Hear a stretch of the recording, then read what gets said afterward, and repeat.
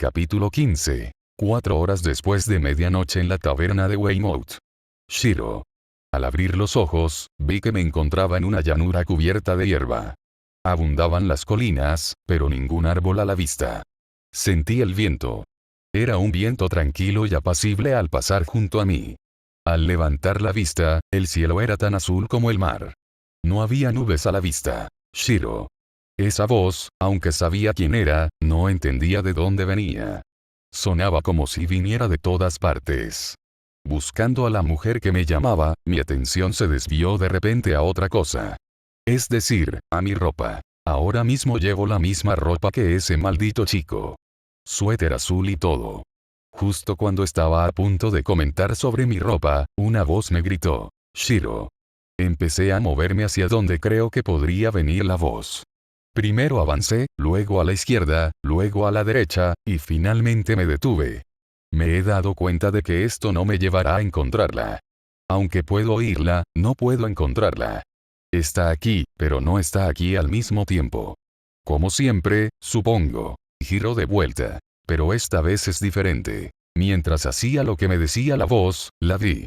Llevaba la misma blusa blanca y falda azul que Rin le regaló hace tantos años. Al bajar la vista, no llevaba zapatos ni calcetines. Estaba descalza. Al mirarla a la cara, me di cuenta de que no estaba estirando la cabeza solo para mirarme a los ojos. Espera, no puedo verle los ojos, su flequillo rubio dorado los oculta. También me di cuenta de que no tengo que mirarla por encima del hombro solo para verla a los ojos. Lo cual ya era antinatural, ya que soy mucho más alta que ella. O al menos debería.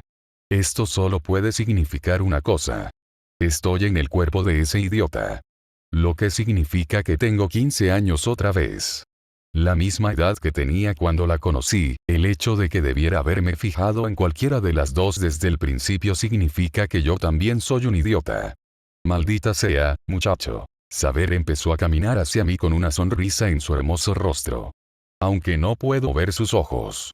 Qué extraño. Por mucho que intento enfocarme en ellos, no lo logro.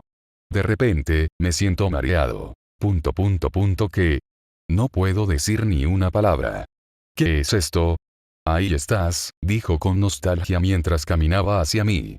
Por alguna extraña razón, el viento se sentía frío. En lugar de alegría, sentí un escalofrío a medida que se acercaba. Saber. Por fin logré decir algo. Aunque no se me ocurría nada más. A cada paso que daba hacia mí, ella me hacía estallar todas las palabras que tenía en la cabeza. Mi mente daba vueltas con preguntas que no encontraba para formular. No es que no pudiera preguntarles ni nada. Algo dentro de este lugar me impide decir nada después de decir su nombre. Decidí centrarme de nuevo en saber y, al ver que estaba a 3 pasos de estar cerca, inconscientemente di un paso atrás. Cuando dio el último paso, levantó las manos a la altura de mis sienes y estuvo a punto de tocarlas. No me resistí.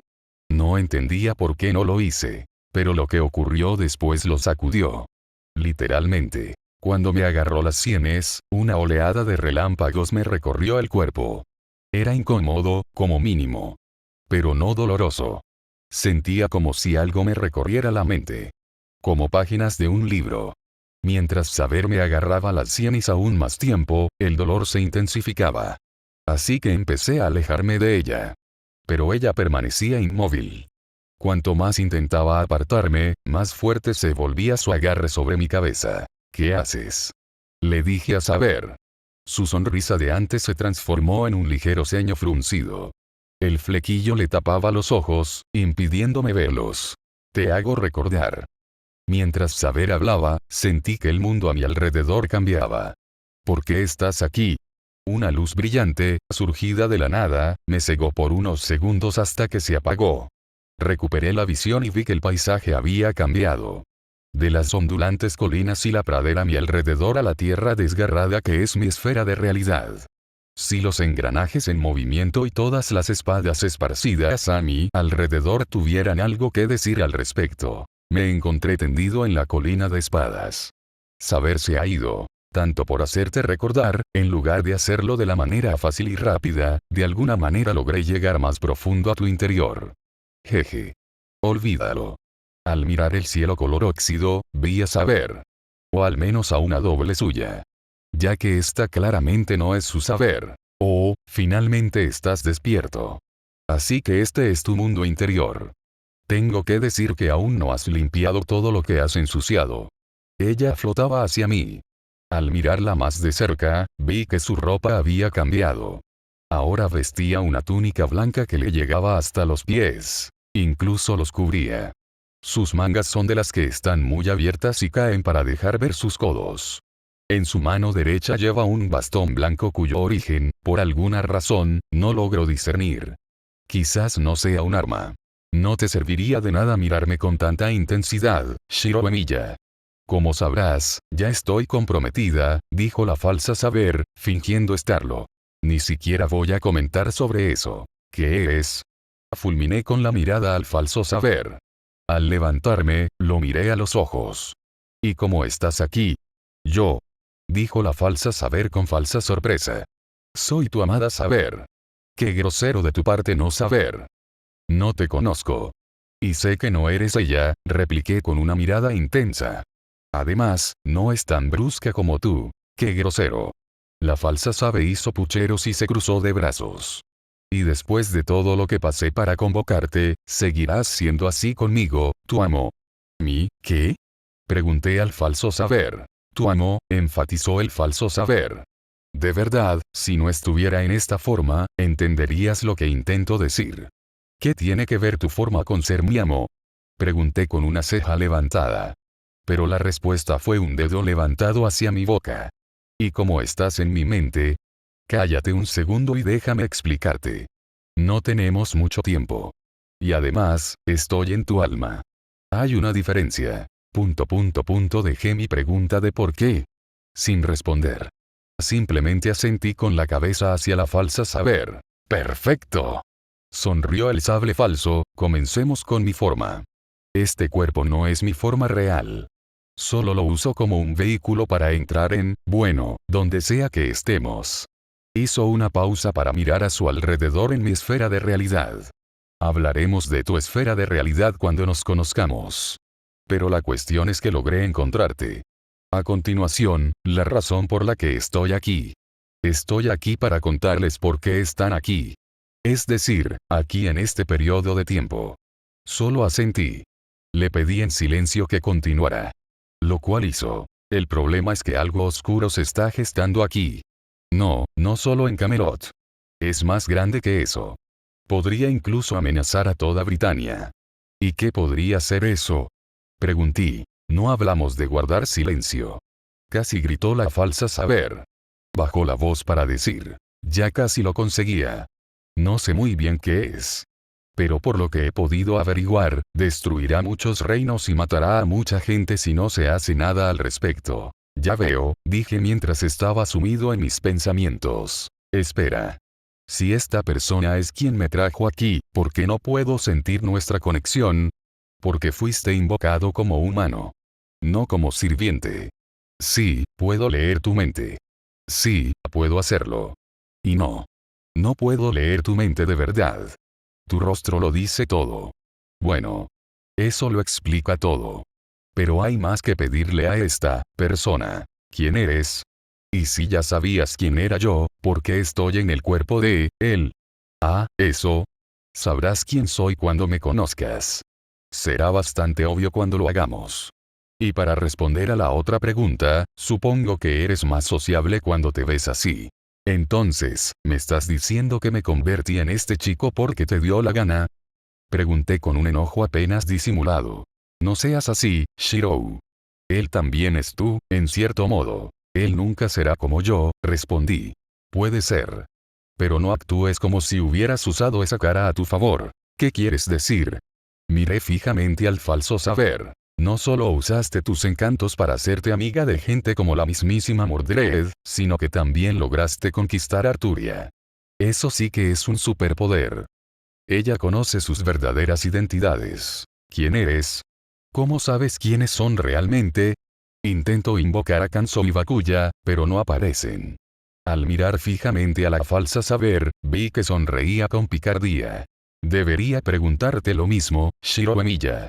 Y ni te molestes en intentar luchar contra mí. Este recipiente en el que estoy es de las pocas cosas que tu alma no rechaza.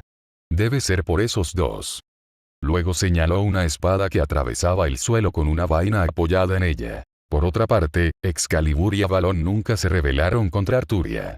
Así que supongo que es por eso. ¿Entonces eso significa que no puedo hacerte daño?, pregunté. Dejando a un lado el trato sobre las extrañas palabras que el falso saber dijo sobre las dos armas. ¿Por qué lo harías? Estamos del mismo lado aquí. No solo invadiste mi alma para hablarme sin mi consentimiento, sino que también tomaste la forma de la mujer la mujer que me importaba. También me pusiste en el cuerpo de ese idiota. No creo que tus acciones coincidieran con tus palabras. Y durante todo este tiempo, ni una sola vez me dijiste tu nombre. Te lo dije.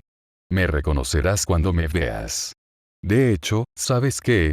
Con un gesto hacia el bastón que había olvidado hacía tiempo, una luz surgió de mi mano. Al desvanecerse, aparecieron 3 marcas en mi palma derecha. Parecían. Listo. Si mis palabras no bastan, mis acciones sí. Cuando tu mano brille, significará que estoy cerca.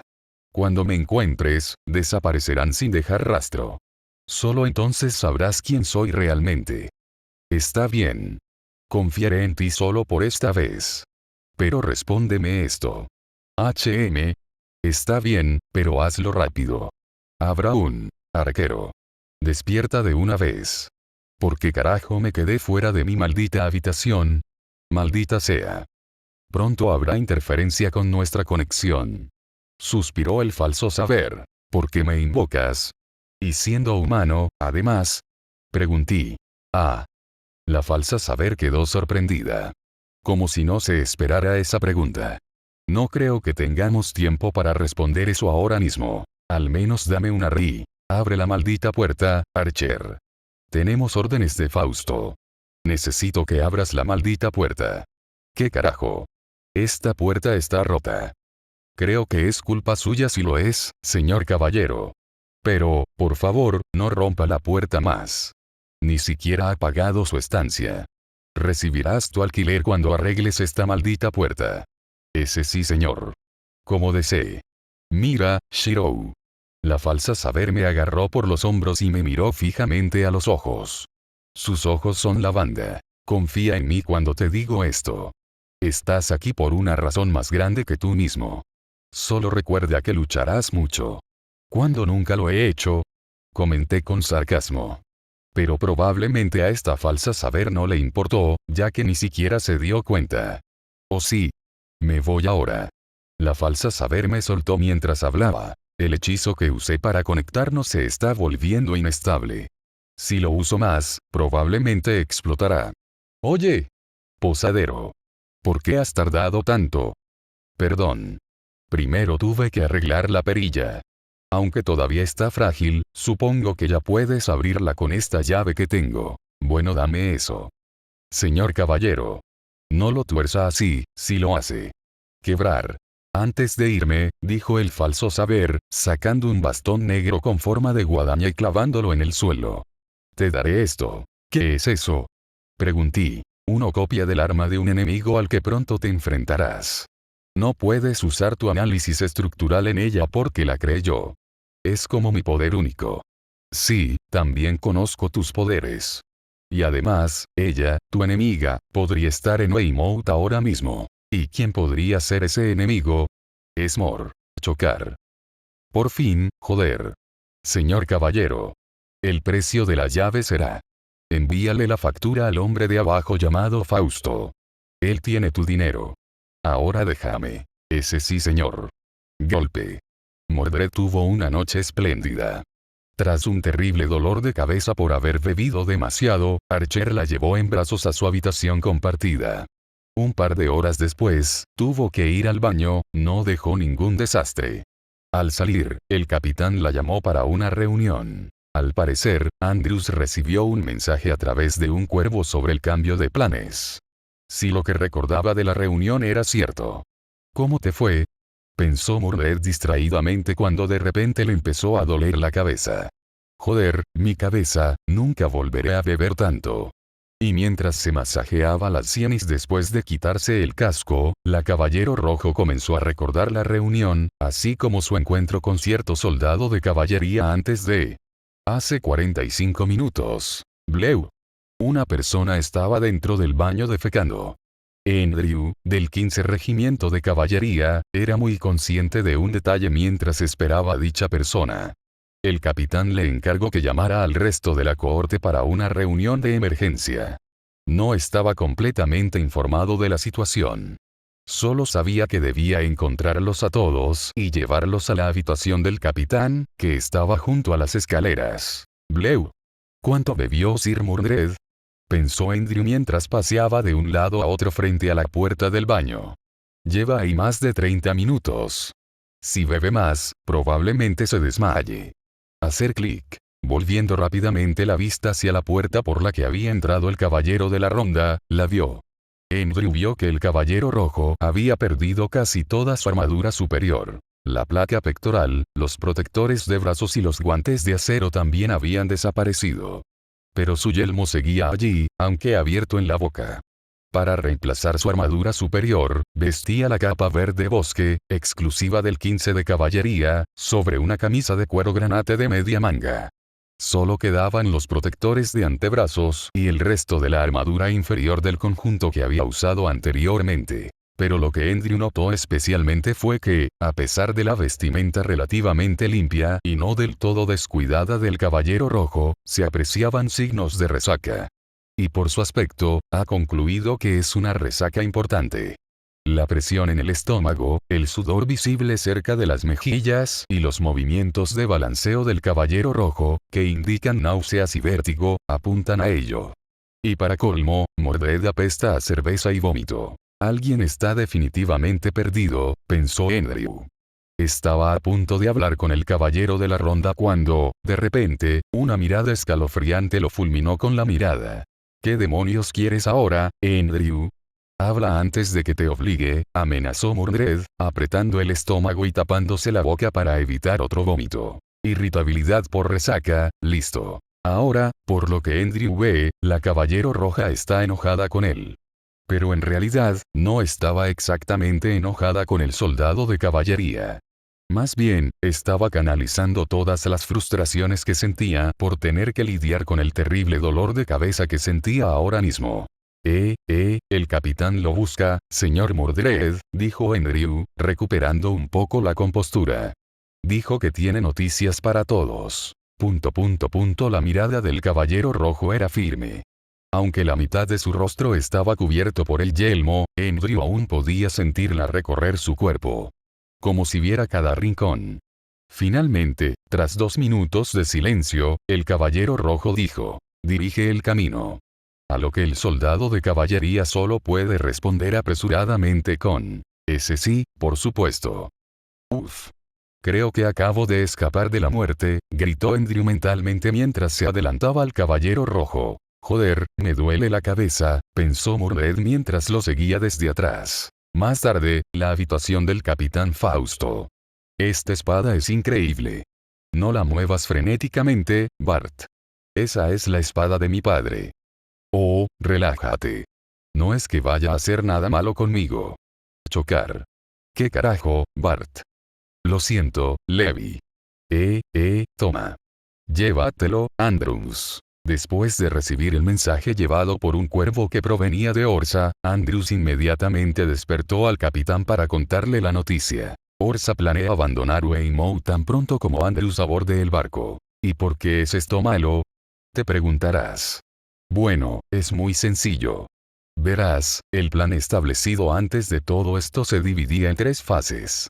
Creado por el mismísimo Ravenead. La primera es que Andrews se infiltre en la nave con algunos miembros del 15, haciéndose pasar por mercenarios y pasen la noche allí. Una vez que Andrews se reúna con Orsa, el cabeza de cuervo compartirá con él todo lo que descubrió durante su estadía en el castillo de Camelot y, al mismo tiempo, descubrirá dónde está su esposa. Y una vez que Orsa le dé una ubicación general de dónde podría estar su esposa, Andrews liderará a los hombres con él para recuperar a su esposa y salir de allí lo antes posible. Ahora bien, este plan suena un poco raro. como la primera parte, donde Andrews comparte toda la información que ha descubierto. Parece demasiado peligroso, ¿no? Y, al parecer, el capitán y su teniente Levy también pensaron lo mismo cuando el trío discutía el plan con Ravenead. Pero Bart tuvo una revelación en ese momento. Bart presentó otra alternativa al plan. No cambió mucho el plan, pero fue suficiente para que el resto de la sala aceptara la propuesta original de Andrews con ese cambio en mente y pasara a desarrollar el resto. La segunda fase del plan fue debatida a fondo por el capitán y sus tenientes. No implicó muchos cambios al plan original. Ya es simple y fácil de seguir. Aún así, tardó 1 hora en concluirse porque todo se reducía a una sola pregunta. ¿Quién debería ir? Levy propuso que fueran 2 los que acompañaran a Andrews. Él y el capitán. El mayor de todos los del 15, Levy, en este tipo de cosas, solo es superado por el capitán, pues era, bueno, el mejor de todos. Argumenta que, dado que ningún ingenuo, Bart, les impedirá entrar sin ser detectados. Bart, ocultando su enfado, propuso que se fuera otro grupo.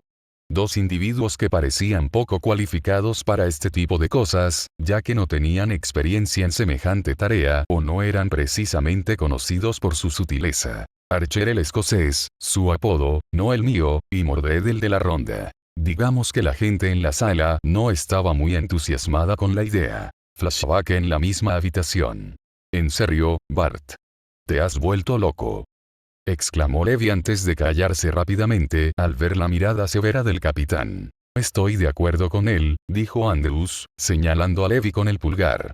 Debes estar loco o estúpido para pensar que son capaces de ser sutiles. Aunque no puedo hablar de las capacidades de Archer, Mordred es probablemente la peor opción que jamás hayas considerado. Levy asintió. Bart solo pudo suspirar antes de defender su propuesta. Creo que es una gran idea, dijo Bart mientras miraba a los demás en la sala. Tenemos al tercer espadachín más fuerte de la ronda y al mismísimo vencedor de la perdición de Camelot. Tienen suficiente potencia de fuego para convertir incluso una cubierta destrozada en una victoria en sí misma. ¿Y por qué crees que sería bueno dejar que destapen sus secretos?, preguntó el capitán con severidad. Como si reprendiera la desfachatez de la idea de su teniente. Estamos hablando de la posibilidad de iniciar una guerra, Bartolomeu. Una guerra que el propio rey ha estado intentando evitar desesperadamente. Exactamente. Intervino Levy. Por eso ni me molesté en mencionarlos, Bart. Son demasiado arriesgados. Pero piensa en sus habilidades, Levy, insistió Bart mientras paseaba por el pequeño espacio que era la habitación del capitán. Claro, Mordred no es precisamente conocido para una misión como esta. Y ni siquiera puedo decirte lo que Archer puede hacer. Pero ¿no ves que son los miembros más poderosos de nuestro grupo? Miren lo que han logrado. Bart casi gritó a los 3 que escuchaban. Archer luchó, y ganó, ¿no? Contra Draken. Y si lo que oí de los escribas del castillo es cierto, el hombre derrotó a alguien tan poderoso como para dejar inconsciente a Mordred de la ronda. Y todos sabemos quién es Mordred. Pero ya sabes lo inestable que es el Caballero Rojo, dijo Andrews. Es conocido por su temperamento apasionado hacia cualquier persona que se cruce en su camino. Y ni hablar de Archer.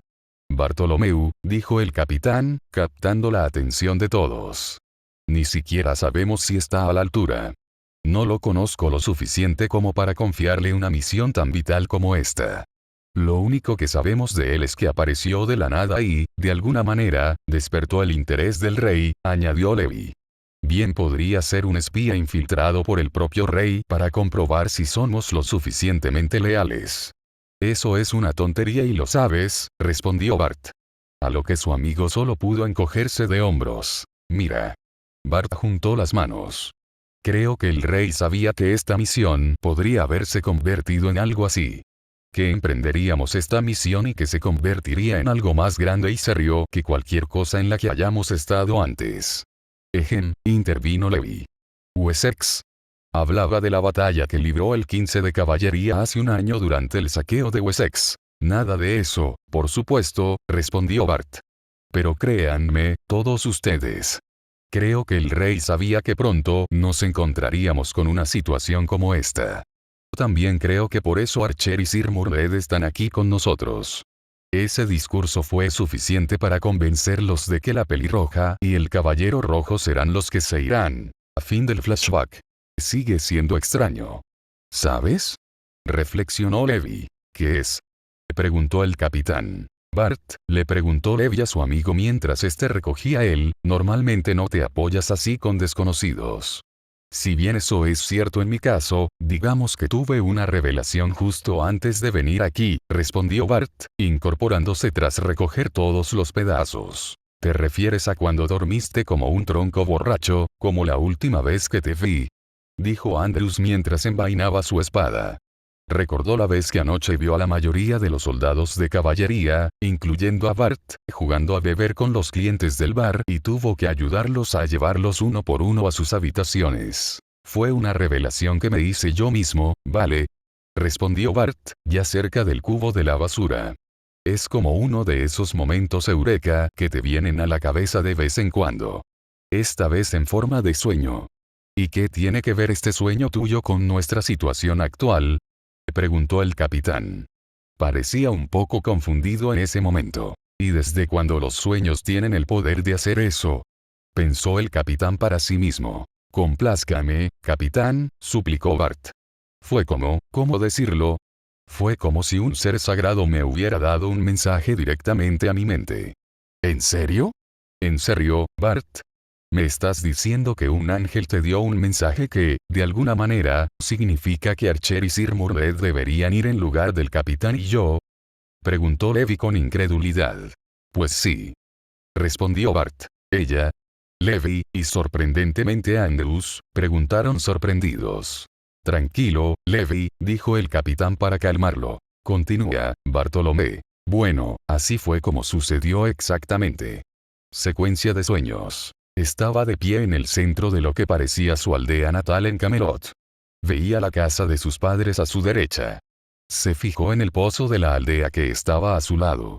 El mismo donde dejó caer su libro accidentalmente tras chocar con ella. Agnes. Bart le preguntó alegremente a la señora que le daba la espalda. Agnes era su amor de la infancia. La amaba más que a nada en el mundo. Pero, para su desgracia, otro hijo de puta se la llevó antes que él. Pero eso ya no importa. Está aquí. Y eso es todo lo que importa. Agnes se giró. Era morena.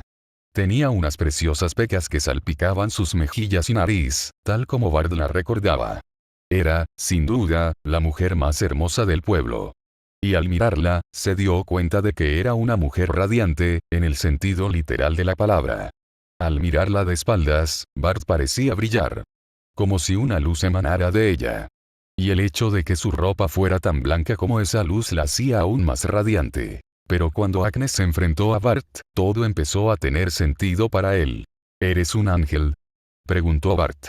Todo lo que puedo decir en su defensa es que aparentemente estar borracho estando consciente puede traducirse en un coeficiente intelectual negativo mientras se sueña. Mientras sus ojos lavanda, no eran de color marrón castaño.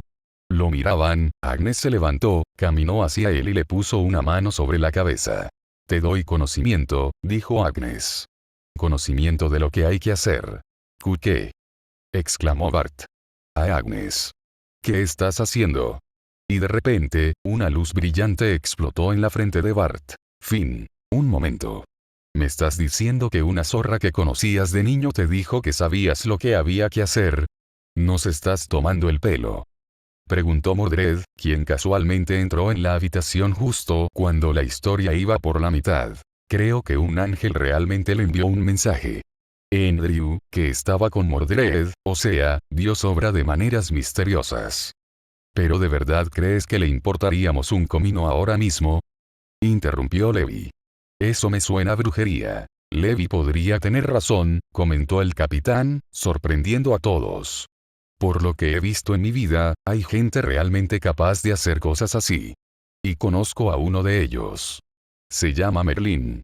Recordaba la vez que vio a Merlín volarse a sí mismo y a su estudio por los aires, y cómo sanó de todas sus heridas en cuestión de segundos. Si Merlín es tan poderoso como dice ser, entonces no tengo dudas de que podría ser capaz de hacer algo así, pensó Fausto.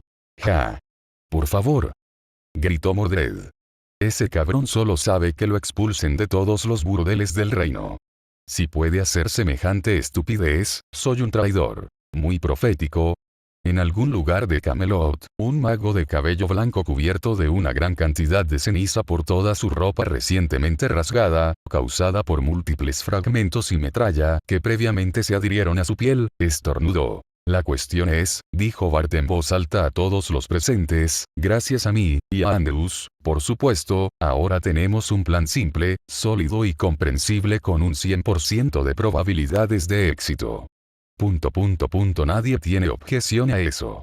Ya sea porque Levi no encuentra exactamente cómo replicar, Mordred y Andrew no tienen nada que decir, Andrews no le da la importancia que debería, o porque el capitán habló primero. Pero se dan cuenta de que ya no podemos usar ese plan, ya que depende de que Orsa no abandone Weymouth inmediatamente. Ahora que eso no es una certeza, tenemos que elaborar otro que se ajuste a nuestro problema actual. Por eso convoqué a todos desde el principio. Se pudo oír un golpe en la cara resonando en el pasillo. Ahora la habitación del arquero. ¿Y por qué nos cambiamos de ropa? Preguntó Archer mientras miraba el atuendo que le había dado Andrew, quien llegó a la habitación 5 minutos después que Mordred. Fausto quiere que nos los pongamos, explicó Mordred mientras se cambiaba en el rincón de la habitación con una manta. Abordaremos la nave de Orsa con Andrews como sus mercenarios a sueldo. ¿Y por qué no podíamos ponernos nuestras capas verdes encima? Preguntó Archer, aún reacio a cambiarse. No se le puede culpar. Parece que no los han lavado. Nunca. La camiseta marrón está rota en el pecho derecho, los pantalones negros que les dieron tienen muchos agujeros y, en general, huelen mal. Es la misma ropa que uno pensaría que usarían los campesinos sin hogar del siglo VI. Si tienen algo más que ponerse, pueden ponérselo. El capitán habló a través de la puerta abierta, y ligeramente dañada, de la habitación de la pelirroja. El único requisito es que pasen desapercibidos como mercenarios. ¿Y entonces cómo me puse esta porquería? Preguntó Mordred mientras salía del rincón con la ropa que le habían dado. Una cota de malla de escudero sobre una camisa verde acolchada de manga larga y pantalones ligeramente blindados con placas de hierro en los muslos. Sus espinillas y pantorrillas están protegidas por un par de grebas de hierro, y sus pies por botas de cuero endurecido hasta los tobillos. Lo único que lleva de su armadura original es el casco, pero ha sido alterado. Es decir, le han quitado los cuernos. Parece una escudera común y corriente, la verdad. Menos mal que Archer reforzó en secreto los encantamientos de ocultación del yelmo de Mordred antes de todo esto. Aunque el Caballero Rojo no lo sabía. Cuando Archer analizó su armadura durante la pelea con Draken, se dio cuenta de que el encantamiento se extendía por todas sus partes. Y que, si se quitaban suficientes piezas, los encantamientos colocados en el conjunto serían lo suficientemente débiles como para que quienes la vieran cuestionaran su identidad. Así que hizo algo. Creó los encantamientos del yelmo, la pieza más importante de la armadura, y multiplicó su fuerza para igualar la de todo el conjunto de armadura de Mordred. Y funcionó. Fausto no cuestiona su cuerpo notablemente poco masculino, sino femenino. Es mejor que uses eso que tu armadura actual, Sir Mordred, explicó el capitán Faust. Si estuvieras con Andrews como caballero de la ronda, la misión se perdería. HMPH. Se burló el Caballero Rojo, todavía no entiendo por qué tengo que hacer esto en lugar de simplemente darle una paliza a mierda de caballo. Y Orsa. Porque Orsa es el hermano de Hengist, Mordred, dijo Archer, quitándose el disfraz y poniéndose su armadura habitual. Por lo que entiendo, no es buena idea atacar, y menos aún matar a un pariente de un señor de la guerra muy poderoso. Además, Hengist se ha proclamado recientemente gran cacique de tierras orientales tras la abdicación del anterior gobernante de ese reino. Añadió Fausto, lo que significa que, si nos descubren, ofenderemos a un príncipe real, además de a su hermano rey. Ar. Gimió Mordred. Bien. Bien, ahora lo entiendo. Como es una maldita princesa, no podemos matarlo. Tampoco podemos permitir que nos descubran, susurró Fausto, porque si eso sucediera, estaríamos en el primer barco hacia las mazmorras de Astland. ¿Nosotros? Preguntaron Archer y Mordred. Sí, nosotros. Interrumpió Levi al entrar de repente en la habitación abierta. Una grosería, claro. Ni siquiera el capitán se atrevió a hacer algo así, considerando que todo este tiempo había permanecido en el marco de la puerta. Pero a los dos inquilinos de la habitación no les importó mucho. Como ya no podemos contar con que Orsa se quede atracado en el puerto cuando Andrews se reúna con él, no podemos estar seguros de que puedas salir de allí sin tener que nadar hasta tierra.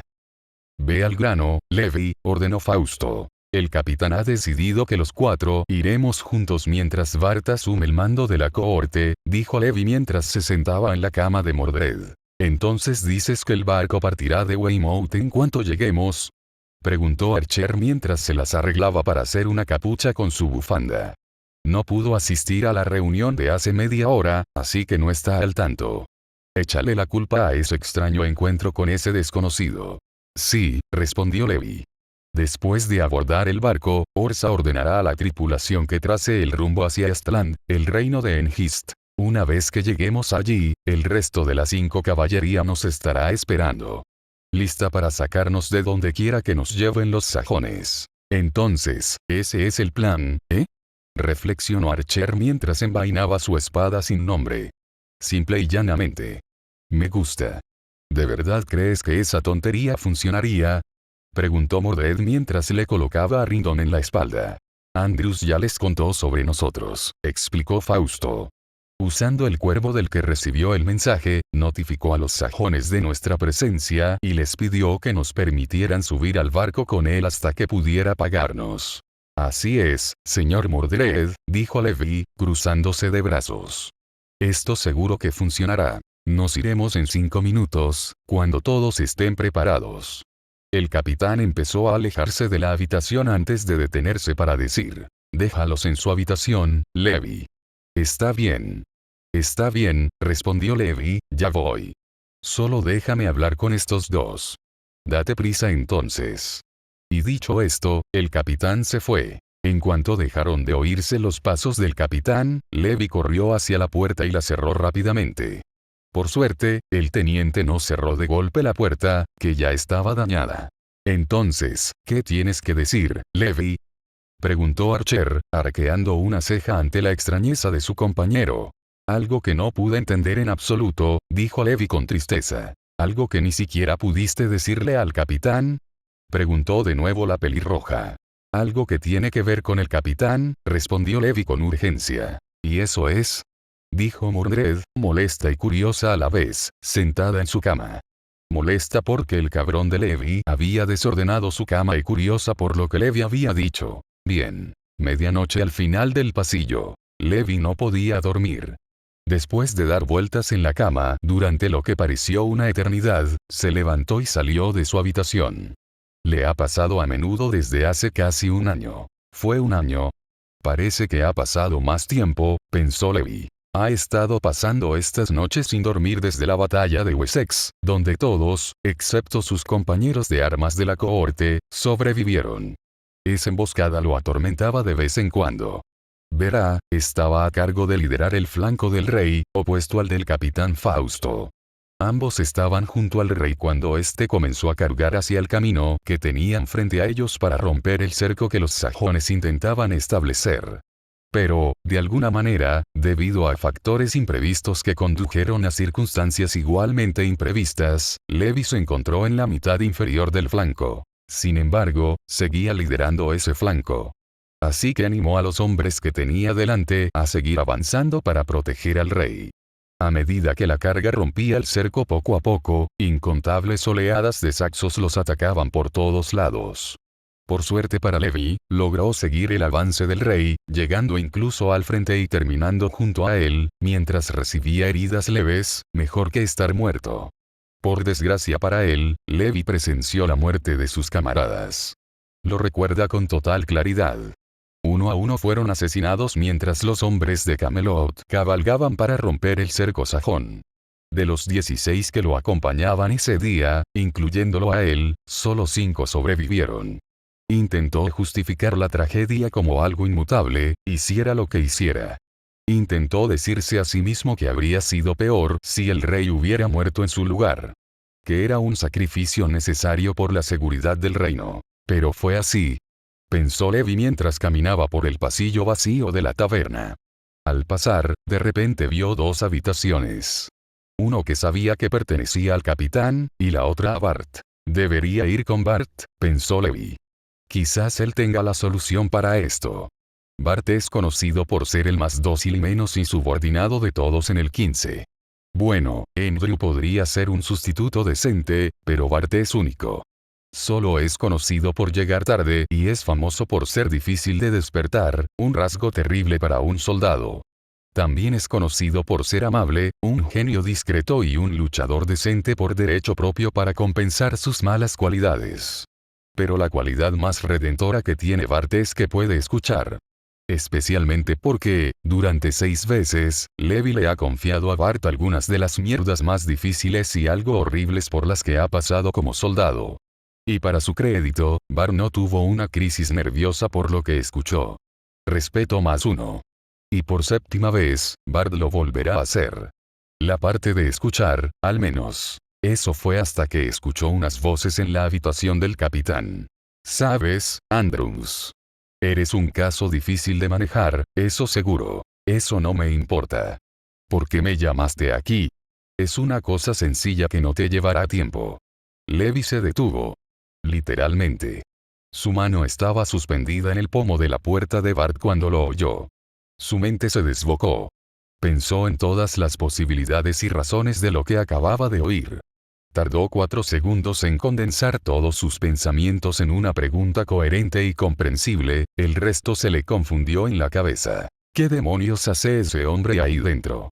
Pensó Levi mientras se dirigía a colocar un oído en la puerta del capitán. A lo largo del viaje se hace evidente que Levi no confía en Cabeza de Cuervo.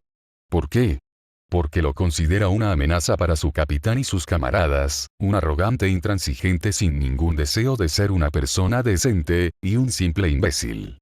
No tiene justificación para odiar a Andrews de esa manera, pero no puede evitar sentir lo mismo por él. Dicho todo esto, hay otra razón por la que el teniente mayor desconfía del pelinegro. Digamos que es una corazonada, pero Levi cree que Andrews oculta algo, si será algo que pueda ayudarlos o condenarlos a todos a la larga, es algo que el teniente no entiende. Ahora, comenzó a hablar el capitán dentro de la habitación, lo que sacó a Levi de sus meditaciones, muéstrame tu espada y tu escudo. ¿Y por qué debería ser eso? ¿Y no lo viste ya en Dorchester? Ya sabes, cuando entraste en mi casa a robar, preguntó Andrews con sarcasmo. Pero Levi se dio cuenta de que era una farsa. Está ocultando algo, pensó Levi. Para examinarlo, por supuesto, dijo Fausto con naturalidad. Llevo tiempo sospechando de ti. Solo quiero confirmarlas. Además, no lo vi entonces. Estaba demasiado ocupado con el cofre lleno de cartas que tenía que revisar. ¿Y qué tiene que ver mi espada con tus sospechas? Levi oía al pelinegro moviéndose en la habitación. Al pegar la oreja a la puerta, distinguía los pasos de Andrews. Al teniente le pareció que el pelinegro se acercaba a la puerta. Porque tiene un parecido asombroso con la espada que casi me mata hace 20 años, respondió el capitán con indiferencia. ¿Qué? Coño. Pensó Levi, y en cierta medida, Andrews. ¿Cómo es posible? Preguntó Andrews, horrorizado. Pero a Levi le pareció falso. Depende, dijo el capitán. Permíteme ver tu espada y veremos si estoy en lo cierto.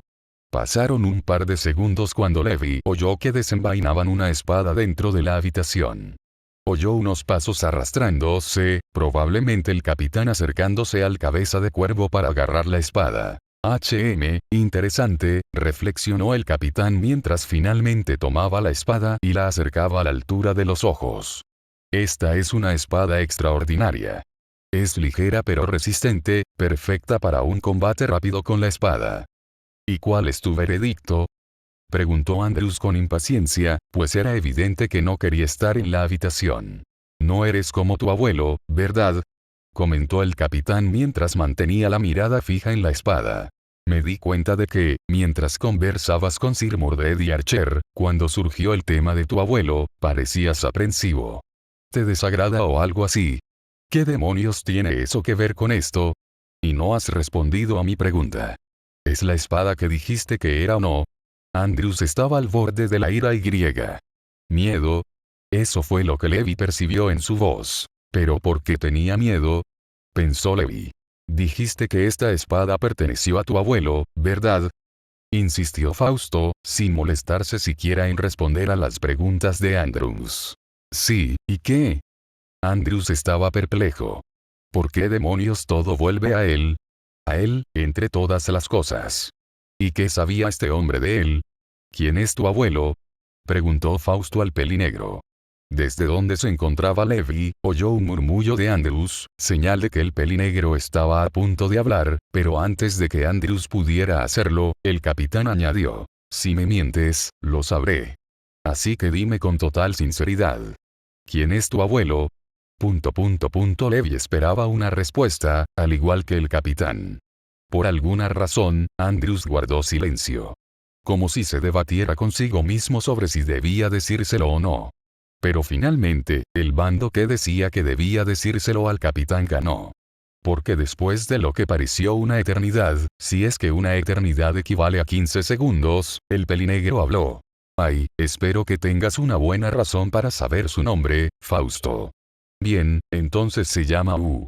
Justo cuando Andrews estaba a punto de decir el nombre, Bart salió de su habitación. Bostezó Andrews. ¿Qué haces? Tan repentina y rápidamente como Bart salió de su habitación, Levi entró en acción. En una fracción de segundo, Levi logró ponerle la mano en la boca a Bart para callarlo, llevarlos a la habitación, ahora abierta, y cerrar la puerta. Todo sin hacer ruido. La razón de Levi era obvia. Lo que acababa de oír era confidencial. Y saber esta información por sí sola podría meterlo en un lío que está más que dispuesto a evitar. ¿Qué demonios, Levi? Exclamó Bart con dificultad mientras las manos de Levi le cerraban la boca con fuerza. ¿Qué fue eso? Oh. ¿Eres tú?, mintió Levi con suavidad, fingiendo no saber que era su amigo. Creí que eras un espía o algo así. ¿Qué clase de excusa es esa? Se preguntó Bart mientras le quitaba la mano de la cara a Levi. Después, por alguna razón, sintió un fuerte dolor de cabeza. Creo que me acabas de empeorar la resaca, gruñó Bart mientras miraba a su amigo, quien miraba extrañado a su alrededor. Sobre todo a la pared donde está la habitación del capitán. ¿Qué haces aquí?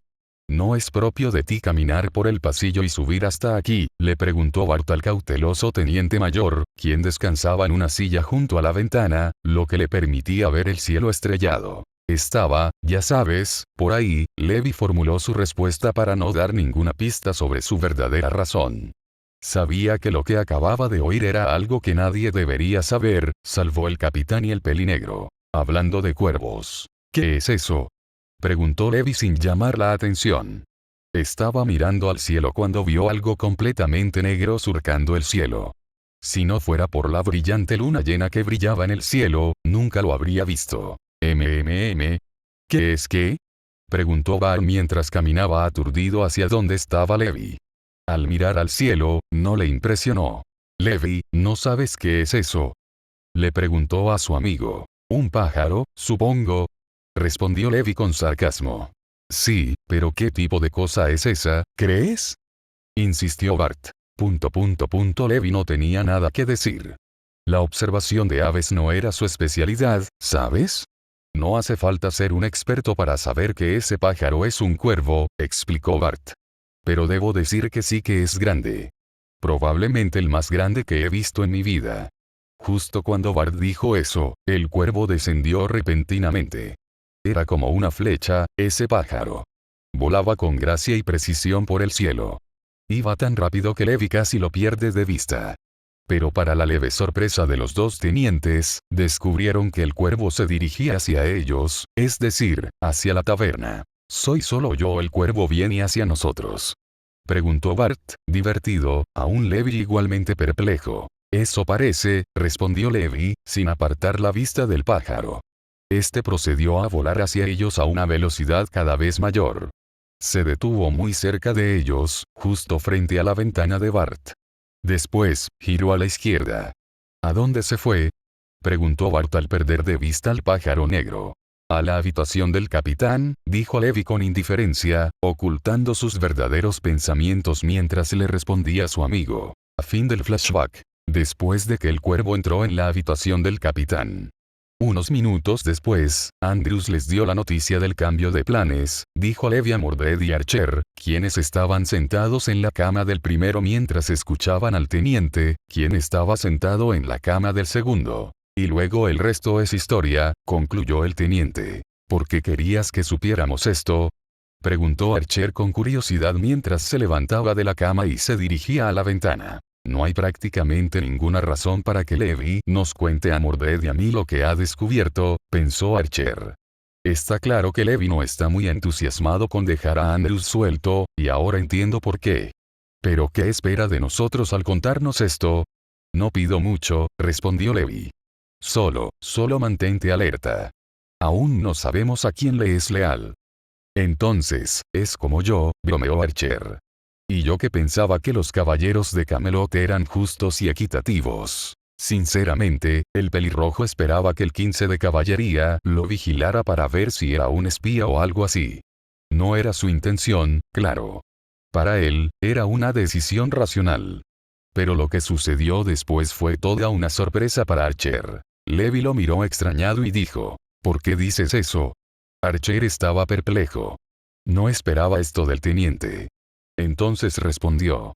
Porque soy igual a él, Levi. Conoces a Mordred, pero a mí no. Salí de la nada. No sabes dónde vivo ni de dónde vengo. Diablos. Ni siquiera sabes a quién le debo mi lealtad. Así que respóndeme, ¿por qué no iba a decirlo? Mordred, que estaba confundido ante este intercambio, pensó. ¿De qué diablos está hablando? Levi se encogió de hombros al ver al pelirrojo y respondió con seguridad. Tu lealtad está con el rey, Archer. Eso es lo que los hace diferentes a ti y a Andrews. Desde el día que salimos de Camelot, vi cómo mirabas al rey. Era con reverencia y respeto. Y eso solo bastó para que confiara en ti. Archer se acercó al alféizar de la ventana y se apoyó en él, guardando silencio ante la respuesta del teniente. Los otros dos en la habitación lo interpretaron como una señal de que la conversación había terminado y comenzaron una nueva entre ellos. La pelirroja simplemente los distrajo y se sumió en sus pensamientos. Pensar que armé tanto alboroto para nada, creí que Levi me vería igual que Andrews, pero resulta que me equivoco. Pensar que confiaría en mí solo por cómo miraba a Sabe, no, espera, Arturi, no, eso también está mal. ¿Debería empezar a llamarle a Rey ahora? Es una persona completamente distinta a la Saber que conocí.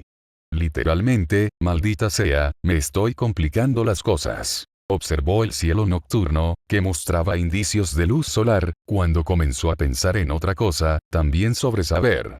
Pero este saber no es en realidad saber, sino el de su sueño. Hablando de saber, ¿quién era esa mujer? No, no puede ser una mujer. Mierda. Dijo que solo era un medio para que entraran en mi cabeza sin ser rechazados por mi alma. Sea lo que sea que eso signifique.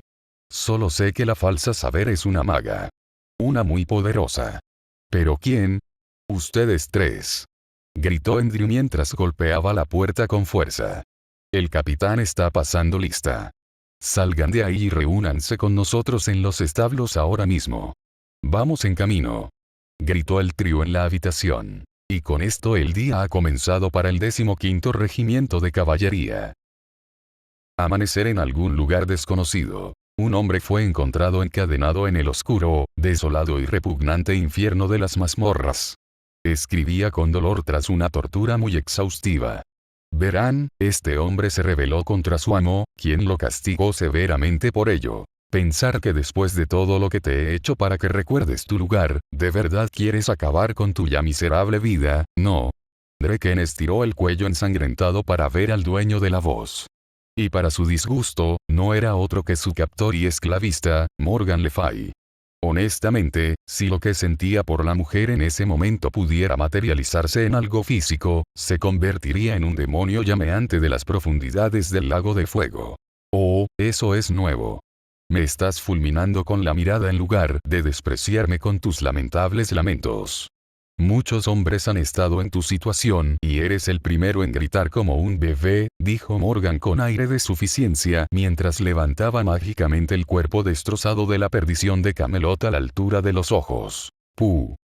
Un escupitajo lleno de sangre salió expulsado de la boca de Draken en un vano intento de fastidiar a la bruja de Cornualles. Digo en vano, ya que el escupitajo terminó levitando en el espacio entre ambos. Una sonrisa sádica apareció en el rostro de Morgan mientras decía: perfecto. Justo lo que vine a buscar. Dicho esto, arrojó rápidamente a Draken contra la pared y, usando las cadenas que ya le sujetaban las 4 extremidades, lo estiró. Draken lanzó un grito de dolor. A estas alturas, parecía una estrella. Una vez que me libere de estas cadenas, te prepararé un festín para los cuervos, gruñó Draken. Jejeje, jajajaja. Qué ganas de verte intentarlo. Se burló Morgan. Eso será más interesante que dejarte morir en mis cadenas. Aunque. Las cadenas de Draken comenzaron a emitir relámpagos. Pequeñas chispas aquí y allá se convirtieron en poderosos voltios capaces de matar un rayo normal. Pero, como dice el dicho rayo en una botella, aún no se ha desatado para causarle pena, dolor y agonía al pobre hombre. Sería un desperdicio si permitiera que murieras de esa forma tan patética. Quizás como un cordero para que lo sacrificara mi querido rey Arturo. Sí, eso estaría bien. Morgan bromeaba en ese momento. Solo una forma de irritar al hombre encadenado. Lo cual logró con éxito. La cabeza de Arthur Pendragon estará en una pica para cuando te haya matado. Cuando sea libre, iré a por ti, Morgan. A ver quién se convierte en el cordero de la Sé el perro que eres y quédate quieto, dijo Morgan mientras caminaba hacia la puerta de la mazmorra. Volveré por ti cuando termine. Y con eso, la bruja dejó al hombre que gritaba sufriendo durante otras horas. Mientras Morgan caminaba por los pasillos de su castillo personal escondido en las profundidades de las tierras de Cornualles, un castillo tan escondido que Uriel, el rey de Cornualles y marido de Morgan, ni siquiera sabe de su existencia, pasó junto a un grupo de limpiadores de pisos. Los depuradores son raros. Llevan babeando todo el tiempo que limpian y siguen intentando limpiar, pero el babeo no ha parado. Cuando Morgan los miró con más atención, vio lo desfigurados y llenos de cicatrices.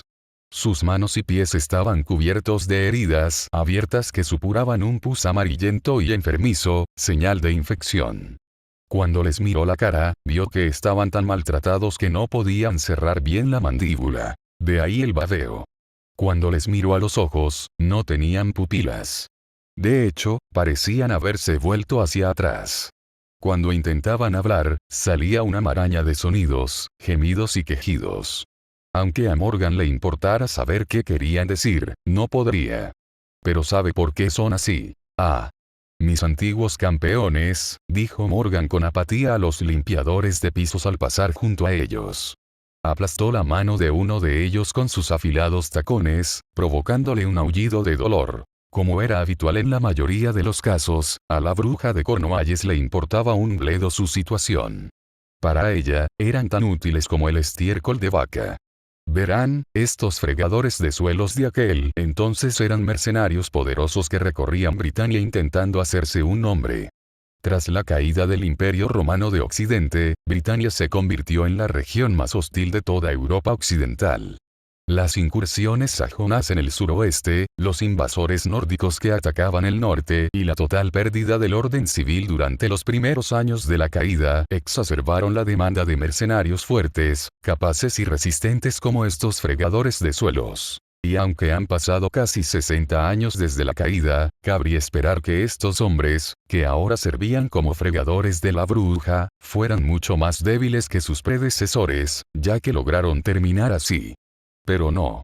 Estos hombres fueron los mejores campeones que se pueden encontrar en las islas británicas desde los días de Boudica. Eran claramente los mejores de los mejores. Antes de conocer a Morgan Le Fay, estos hombres serían los más solicitados para conseguir resultados.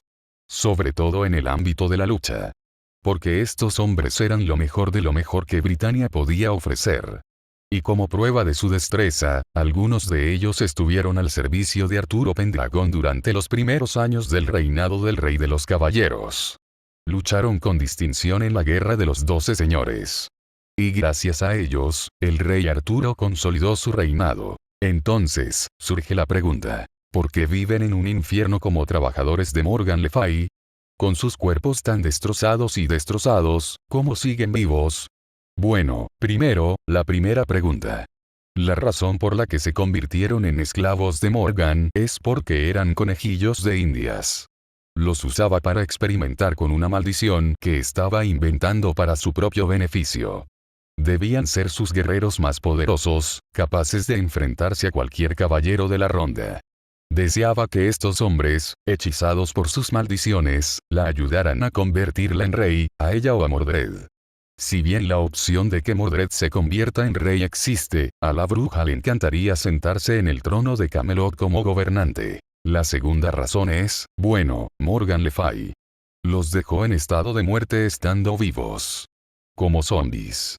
Pueden pensar, sentir y oír correctamente. Pero su vista es deficiente.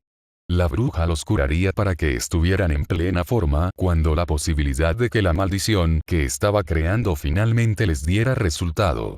Pero como hablamos de Morgan Le Fay, a ella le da igual su situación actual, como ya he descrito. Hablando de su maldición. Pensar que mi maldición te mantendría con vida y luchando, pensó Morgan mientras miraba el orbe mágico flotante que contenía la saliva y la sangre de Draken. Se suponía que Draken sería su conejillo de Indias, como el resto de los campeones que había capturado para sus experimentos. Se suponía que sería descartado como los demás. Se suponía que sería destrozado, insubordinado y esclavo como el resto de sus cerdos. Pero no lo era. Al parecer, cuando grabó las marcas de la maldición en su cuerpo la noche en que se conocieron, la maldición hizo lo que Morgan quería: potenciar sus poderes como locos. Esperaba otro fracaso esa noche, no un sujeto de prueba exitoso. Por eso, en lugar de matarlo como deseaba en un principio, Morgan lo convirtió en su herramienta. Un medio para un fin. Y cuanto más tiempo pasaba con la perdición de Camelot, más se despertaba su interés. Al llegar finalmente a su destino, la biblioteca que también era su estudio, la biblioteca es enorme.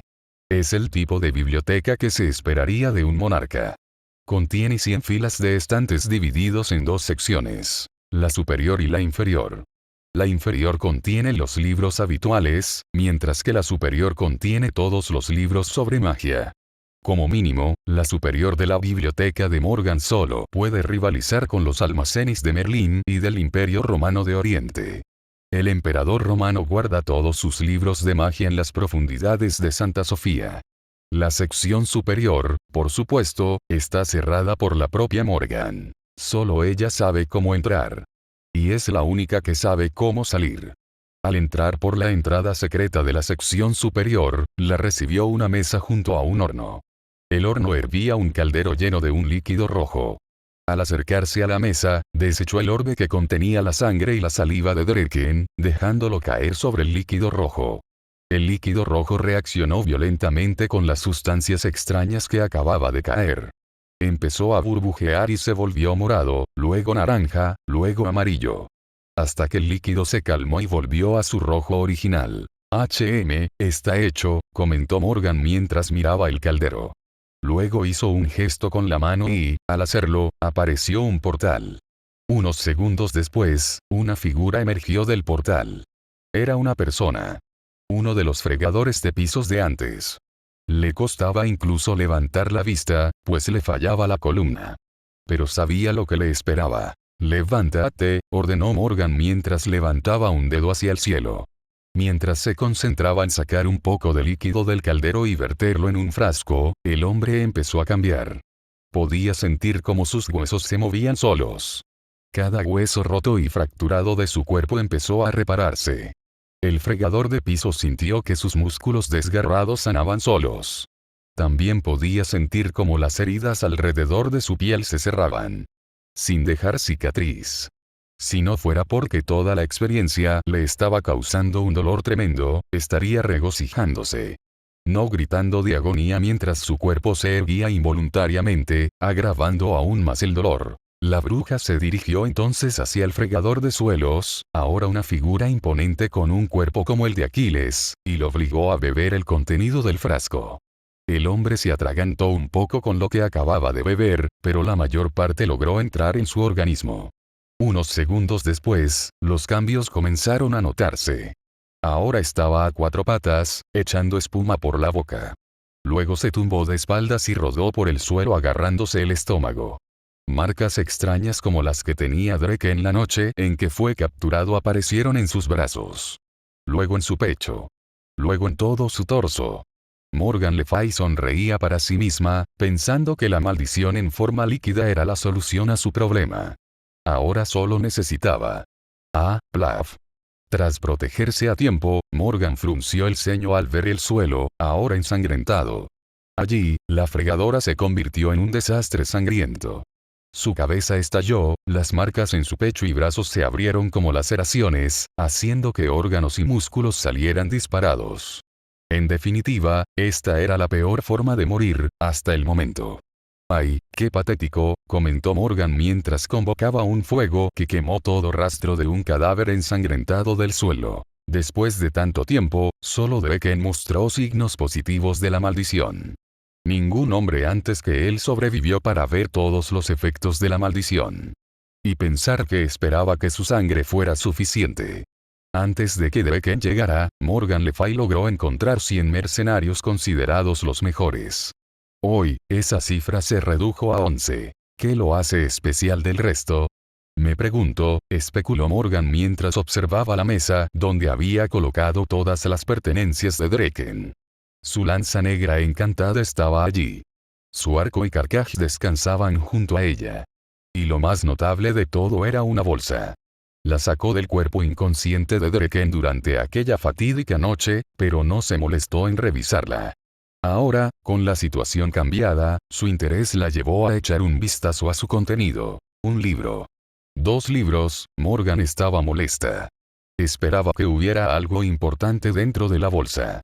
Draken tiene 3 armas poderosas y solo tiene 2 libros para mostrar. Estaba a punto de tirar los libros cuando sintió algo extraño. Una sensación. Fugaz, pero presente. Dejó caer un libro sobre la mesa mientras mantenía toda su atención en el otro. Era un libro con un león y una espada como portada. Debajo del león y la espada está el título. El león y la bruja. Morgan sintió magia proveniente de este libro. Era extraño para ella. A diferencia de los otros libros que tenía sobre magia, este la emitía. Podía sentir la extraña magia que lo rodeaba. ¿Pero qué magia podría ser? Veamos qué tienes preparado, dijo Morgan mientras sacaba una silla de la nada. Y con eso, empezó a leer. A fin de la primera parte. Nota del autor. Hola chicos. Soy yo. Logré mejorar mi vida. Tengo un horario de sueño estable y como bien todos los días. Y lo mejor de todo, ya no se me da fatal hacer las tareas.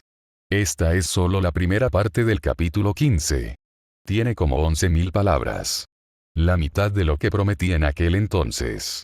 Pero presentía que nunca tendría la oportunidad de terminarlo para Navidad después de que mis padres me contaran sobre la celebración navideña de una semana que tenían preparada. En fin, gracias por leer esto y les deseo a todos una feliz Navidad. La segunda parte de PS llegará pronto. No sé cuándo, pero tengo planes para que esté lista pronto.